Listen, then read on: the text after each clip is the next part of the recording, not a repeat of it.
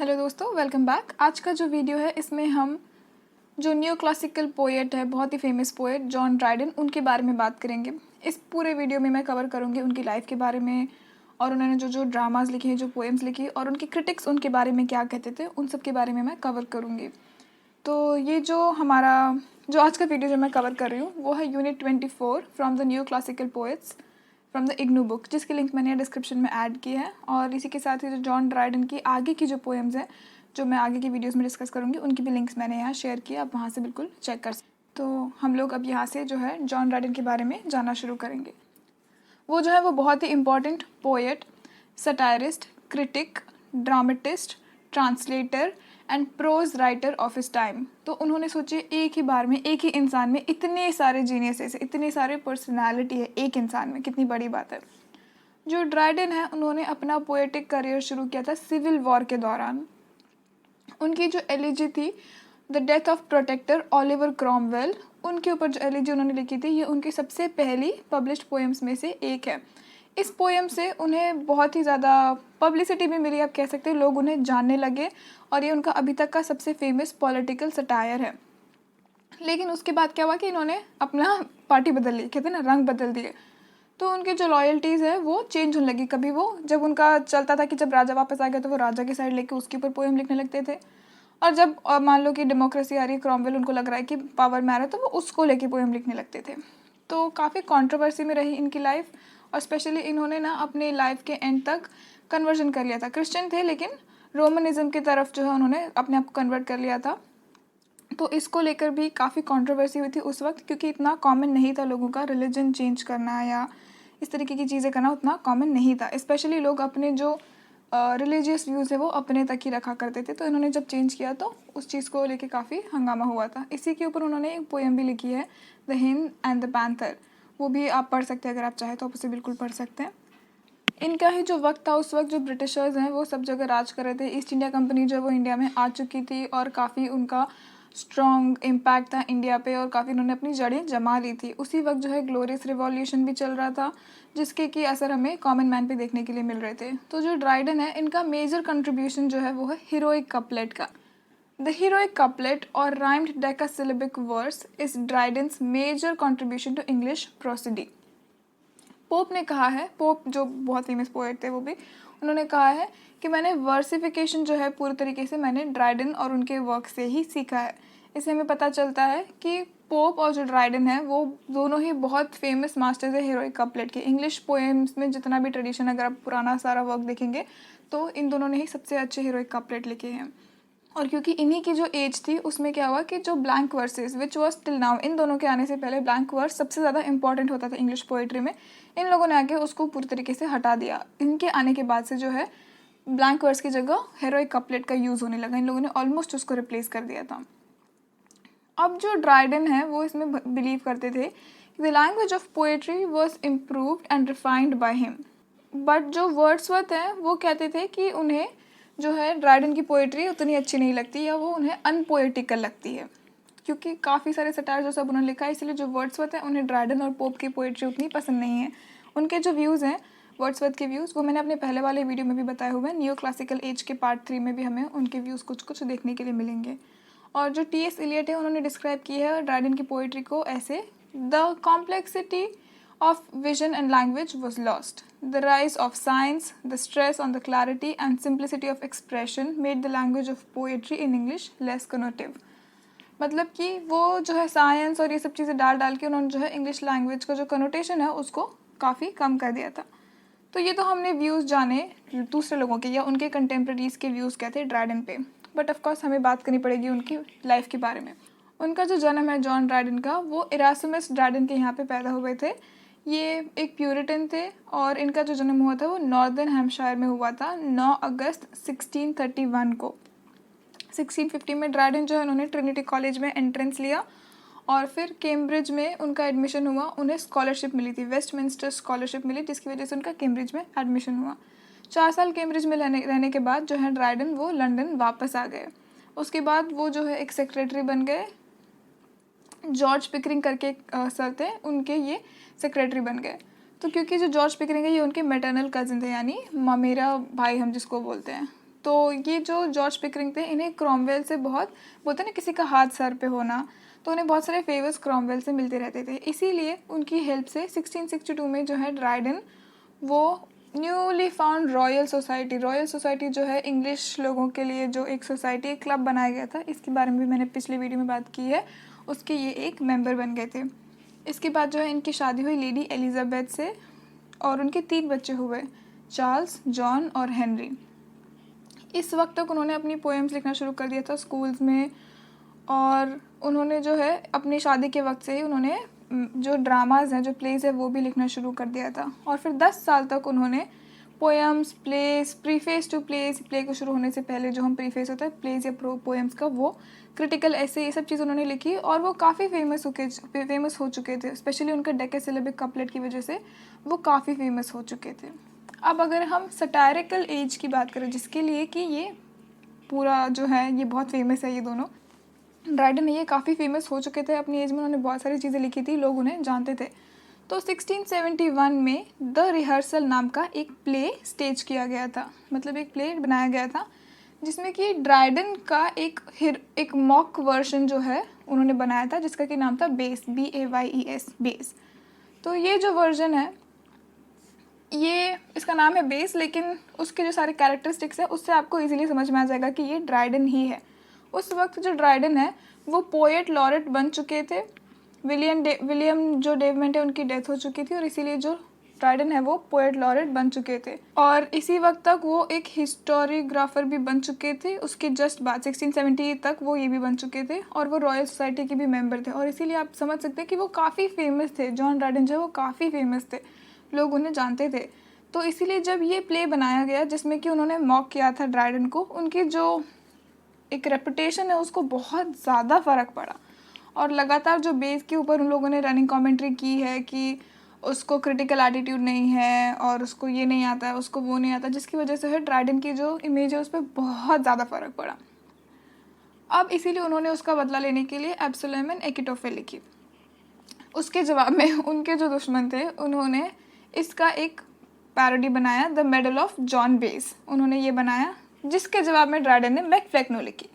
उसके जवाब में वापस इन्होंने एब्सोल्यूम और एकिटोफेल का एक पैरोडी वर्जन बनाया जो कि उतना फेमस नहीं हुआ, लेकिन स्पेशली जो मेडल ऑफ जॉन बेस है वो बहुत ही बुरा, एक ब्रूटल अटैक था, बहुत ही, उसकी कॉमेडी भी बिल्कुल अच्छी नहीं थी, उसमें बहुत ज़्यादा उनका मजाक बनाया गया। तो इनका आपस में चल रहा है, देखिए पहले द रिहर्सल आया, फिर एब्सोल्यूम एंड एकिटोफेल आया, फिर the medal of John base आया, तो इसने जवाब में मैकफ्लेक्नो लिखी, तो फिर उसने जवाब में एकिटोफेल, एब्सोल्यूम एंड एकिटोफेल का पैरोडी बना दिया। तो इन लोग का बस ऐसे ही चल रहा है कि एक दूसरे को, बच्चों की तरह नहीं होता मैंने किया कुछ फिर तूने किया कुछ फिर मैंने किया कुछ।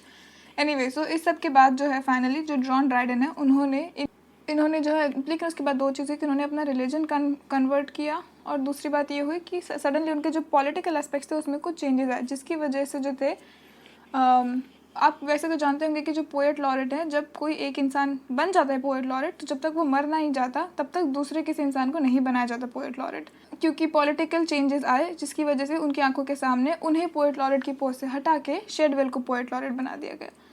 तो शेडवेल जिन्होंने एक्चुअली इन सब जो जवाब दिए गए थे उनको, जहाँ पे जो द रिहर्सल लिखा गया था या जो दूसरे जवाब दिए गए थे, या शेडवेल जो थे he was one of the major ones जिन्होंने इनके ऊपर काफ़ी ऐसी पोएम्स और प्लेस लिखे हुए इनका मजाक बनाने के लिए। ये लोग शुरू में एक्चुअली दोस्त थे, लेकिन फिर कुछ चीज़ों पे इनका अग्रीमेंट नहीं हुआ और स्पेशली जब ड्राइडन को पोएट लॉरेट बना दिया गया तो शेडवेल के मन में थोड़ी जलन बैठ गई, इसीलिए उन्होंने उनका मजाक बनाया और ऐसे मॉकिंग प्लेस उनके ऊपर लिखे।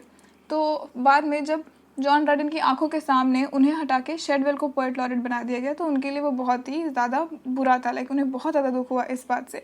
और इसीलिए उनका जो एंड का वक्त था तब तक उनके पास पैसे की भी काफ़ी कमी हो गई थी, तो उन्होंने जो मेजर वर्क्स किए वो पैसे के लिए किए। अभी तक लाइक वो जो लिखते थे वो अपने लिए लिखते थे कि हाँ मैं लिख रहा हूँ क्योंकि मैं लिख सकता हूँ, मुझ में वो टैलेंट है, लेकिन एंड में उन्होंने जो काम किए हैं वो ट्रांसलेशंस वगैरह उन्होंने पैसे के लिए किए हैं। और उन्होंने बहुत ही, अभी तक की जो उनकी लाइफ थी जो बहुत फेमस नेम फेम वाली थी, उसकी बजाय बाय द एंड वो बहुत शांत हो गए थे और सिर्फ अपना काम करके ख़त्म करने का उनका रहता था कि पैसे कमाने, काम करने और बात ख़त्म। इनके कुछ फेमस वर्क्स की बात करें जो पोएम्स हैं उसमें Absalom and Achitophel, the hind and the panther जो कि उनके कन्वर्जन के बारे में थी, फिर the essay of dramatic poesy, बहुत फेमस है ये भी। और उसके अलावा उन्होंने बहुत ही ग्रेट जो वर्जिल के लैटिन एपिक है उसको उन्होंने ट्रांसलेशन किया है, और भी दूसरी चीज़ें जिन्होंने उन्होंने जिसका ट्रांसलेशन किया है। In the 60s and 70s Dryden experimented with art of drama, और उन्होंने बहुत अच्छे ड्रामा क्रिटिसिज्म भी लिखे हैं। तो 60s और 70s में उन्होंने ये किया। फिर 80s में उन्होंने काफ़ी सारे सटायर लिखे, जिसकी वजह से कि वो एक इमॉर्टल पोइट बन चुके थे इंग्लिश लैंग्वेज के। और फाइनली जो 90s था उनका, वो उन्होंने ट्रांसलेशन को डेडिकेट किया। जैसे कि मैंने बताया था कि बाय द एंड उनके पास ज़्यादा पैसे नहीं थे, इसीलिए वो ट्रांसलेशन पे आ चुके थे। अब ड्राइडन जो है वो खुद कहते थे कि मेरे दिमाग में इतने सारे विचार एक साथ आते हैं कि मेरी सबसे बड़ी डिफ़िकल्टी ये हो जाती है कि मैं इस विचार को रिजेक्ट करूं, या इसको पोएम बना दूं, या इसको प्रोज बना दूं, क्योंकि मैं बहुत ज़्यादा सोचता हूँ और मेरे मन में लगातार नए आइडियाज़ आते रहते हैं। लेकिन ये माना जाता है कि जो ड्राइडन है वो मोर ऑफ इमिटेटिव है देन ओरिजिनल। वो अपने नए विचार लाने की जगह जो पुरानी चीज़ें लिखी गई हैं उनको इमिटेट करने की कोशिश करते थे। और ये बात जॉन ड्राइडन खुद भी मानते थे कि जो पोएट है उसमें बहुत ज़्यादा लर्निंग और एक्सपीरियंस होना चाहिए, तभी वो अच्छी पोएम लिख पाएंगे। अब जो जॉन ड्राइडन है, इनके सिर्फ पोइट्री नहीं, इनके ड्रामाज भी हमारे सिलेबस में हैं, और ये बहुत फेमस ड्रामेटिस्ट भी थे। तो सबसे ज़्यादा इन्होंने कॉमेडी ड्रामाज लिखे हुए हैं, जिनसे उनको सबसे ज़्यादा फेम भी मिला था। लेकिन असल में जो जॉन ड्राइडन है, उन्हें कॉमेडी लिखने का इतना शौक नहीं था, और उन्हें ये भी लगता था कि जो कॉमेडी है वो सबसे ज़्यादा लो ग्रेड ऑफ ड्रामा है, क्योंकि ट्रेजेडी को सबसे ज़्यादा अच्छा माना जाता था, फिर रोमांस, और कॉमेडी जो है उसको सबसे नीचे रखा जाता था, इन्फीरियर माना जाता था। तो इसीलिए उन्हें ये भी लगता था कि मैं एक सही इंसान नहीं हूँ कॉमेडी लिखने के लिए।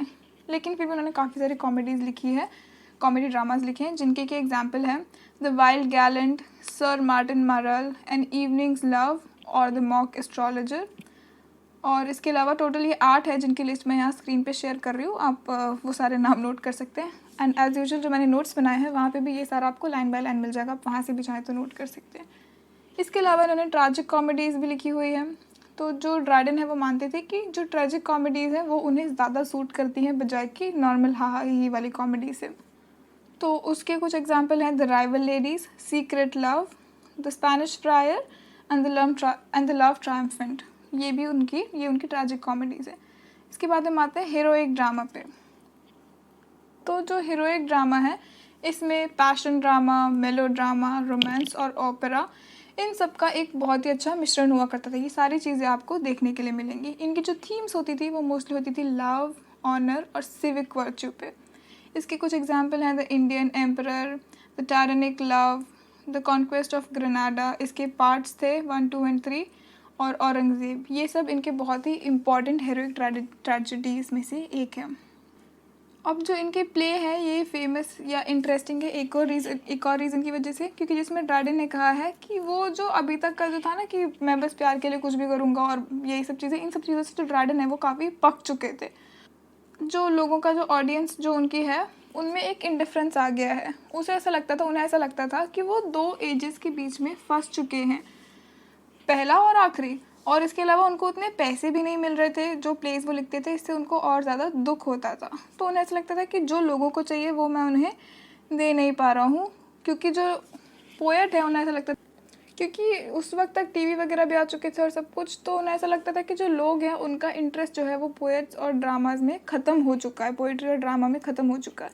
और इसीलिए उन्होंने एक जो उनकी लाइन्स है वो उन्होंने ये लिखी है कि our poet writes 100 years too soon, कि जो पोएट्स है वो 100 साल पहले ही ज़्यादा लिख देते, कि जो चीज़ उन्हें 100 साल बाद लिखनी चाहिए थी वो उन्होंने ऑलरेडी लिख दी, जिसकी वजह से उनकी जो एज है वो समझ नहीं पाएगी। जिसको उन्हें लिखा है this age comes on too slow और ही टू फास्ट, या तो उनकी जो एज है जो उन्होंने लिख दिया है वो एज बहुत धीरे आती है या फिर वो बहुत फास्ट है। And early springs are subject to a blast, और जो बहुत ज़्यादा जल्दी फूल जाता है वो फूट जाएगा।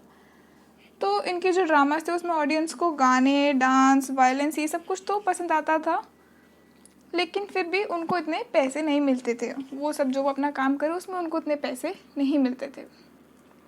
अब अगर हम जॉन ड्राइडन की बात करें एज अ क्रिटिक,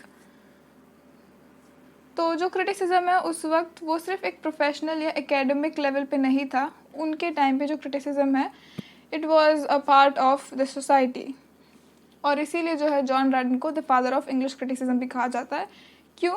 क्योंकि उन्होंने हमें बताया कि जो प्रॉपर प्रिंसिपल्स होते हैं किसी भी कॉम्पोजिशन के, कि एक राइट मोमेंट पे हमें राइट चीज़ करनी चाहिए, जो कोई भी ड्रामा है उसमें यूनिटी होनी चाहिए, सब चीज़ उन्होंने हमें सिखाई।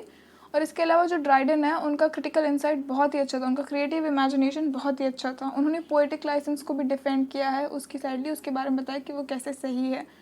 लेकिन हुआ ये कि इनका जो पोएटिक लाइसेंस, या जो हम कह सकते हैं कि इनकी जो पोएट्री थी वो एक लिमिट से आगे ज़्यादा जा नहीं पाई, उनकी एज से आगे नहीं बढ़ पाई। जो रिटोरिक है इनकी पोएट्री में, वो एक्चुअली चाहते थे कि मैं बहुत बड़ा काव्य लिखूँ, एक बहुत बड़े एपिक की रचना करूँ, लेकिन वो कभी भी उस सपने को पूरा नहीं कर पाए। और इनका जो हीरोइक फॉर्म ऑफ ड्रामा था ये इनकी एज से आगे कभी बढ़ ही नहीं पाए। इनकी एज में था बट उसके बाद ये कहीं नहीं था। और उनका ये मानना था कि जो राउंड कैरेक्टर्स हैं they are better than flat characters. अब फ्लैट कैरेक्टर यानी उनका सिर्फ वन डायमेंशन कैरेक्टर ही होता है, जैसे कि आप आजकल की मूवीज़ में भी देख सकते हैं बहुत सारे ऐसे कैरेक्टर जो सिर्फ एक ही चीज़ होती, वो बस एक गुस्सा है लड़की तो वो गुस्सा है लड़की, नखरा है लड़की, बस उसके अलावा उसमें कुछ नहीं है। लेकिन जो राउंड कैरेक्टर्स हैं उनमें ब्लेंड ऑफ क्वालिटीज़, बहुत सारी अलग अलग क्वालिटीज़ होती हैं। लेकिन उन्होंने ये बताया कि ये क्वालिटीज़ इनकॉम्पिटेबल नहीं हो सकती, यानी कि आप एक ऐसा कैरेक्टर नहीं बना सकते जो कि कंजूस भी है लेकिन खर्चा भी बहुत करता है, नहीं। तुम एक ऐसा कैरेक्टर बना सकते हो जो कि बहुत कंजूस है लेकिन बहुत डेयरिंग है, बहुत हिम्मत वाला है, तुम ऐसा कैरेक्टर बना सकते हो, लेकिन वो कॉन्ट्राडिक्ट नहीं करना चाहिए एक दूसरे से। ये addition to the English language और ड्रामाज में उनका एडिशन था। फिर अगर हम उनकी बात करें एज ए ट्रांसलेटर, तो जैसे कि मैंने बताया था कि by the end of his life उन्होंने ट्रांसलेशन का काम बहुत ज़्यादा शुरू किया था। उन्होंने इवन दो वो खुद जो वो एक बहुत फेमस काव्य लिखना चाहते थे वो तो वो लिख नहीं पाए, लेकिन उन्होंने वर्जिल के बहुत सारे फेमस जो काव्य और जो लैटिन लैंग्वेज में बहुत सारे अलग अलग राइटर्स थे जैसे कि होमर, ओविड, बोकाशियो, उन सब की जो कहानियाँ उन्होंने उसको ट्रांसलेट किया, उसको पब्लिश करवाया। अब इन्होंने जो ट्रांसलेशन किए हैं वो काफ़ी फेमस थे, ये काफ़ी फेमस ट्रांसलेटर भी थे। लेकिन तो उन्होंने जो है वर्जिल का एक बहुत ही फेमस काम है उसको ट्रांसलेट किया था। तो यहाँ पे जो EMW टिलियार्ड है उनका ये कहना है कि ट्रांसलेशन तो उन्होंने वर्जिल का अच्छा किया, लेकिन ड्राइडन खुद एज द पोएट उनमें इमेजिनेशन की कमी है।